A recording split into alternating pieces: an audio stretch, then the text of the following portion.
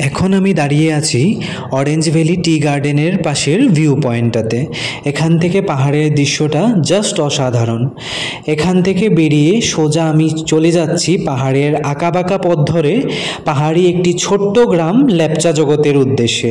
লেপচা জগতের চারিপাশে শুধু পাইন গাছে ভরা।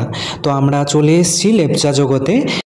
এখান থেকে ডান পাশে যে রাস্তাটা উঠে গেছে কিছুটা উপর যাওয়ার পর এখান থেকে একটা সানরাইজ ভিউ পয়েন্ট আছে, যেখানে যাওয়ার জন্য মাথা পিছু 20 টাকা করে টিকিট করতে হবে।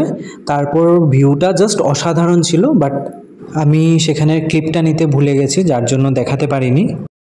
এখানে ঘুরতে এসে যদি কেউ স্টে করতে চাও তাহলে এখানে অনেকগুলো হোমস্টে অ্যাভেলেবেল আছে। সিজন বুঝে প্রাইসটা একটু আপ ডাউন করে, তো সেটা তোমাদের দরদাম করে মিলিয়ে নিতে হবে। মাথা পিছু 1200 থেকে 1500 টাকা আরামসে পেয়ে যাবে। ব্রেকফাস্ট, লাঞ্চ, ডিনার ইনক্লুড করা থাকে সেই 1200-1500 টাকার মাঝে। তো আমি এখন আবার চলে এসেছি আরেকটা ভিউ পয়েন্টে। এখানে মাথা পিছু 20 টাকা করে নিয়েছে টিকিটের দাম। তারপরে যেহেতু অনেকটা বৃষ্টি হয়েছিল তার জন্য স্লিপ করছিল জায়গাটা, আর প্রচণ্ড মশা ছিল, যেহেতু বৃষ্টির দিন ছিল তার জন্য অনেক মশার কামড় খেয়েছি। তারপরে আমরা এখান থেকে ফটো ভিডিও কিছু ক্লিক করে আমরা খুব একটা উঁচুতে যাইনি, কারণ মারাত্মক স্লিপ করছিল। আমি তো একবার পড়তে পড়তে বেঁচে গেছি এখান থেকে। তো এবার এখানে কি করে আসবে সেটা আমি বলছি।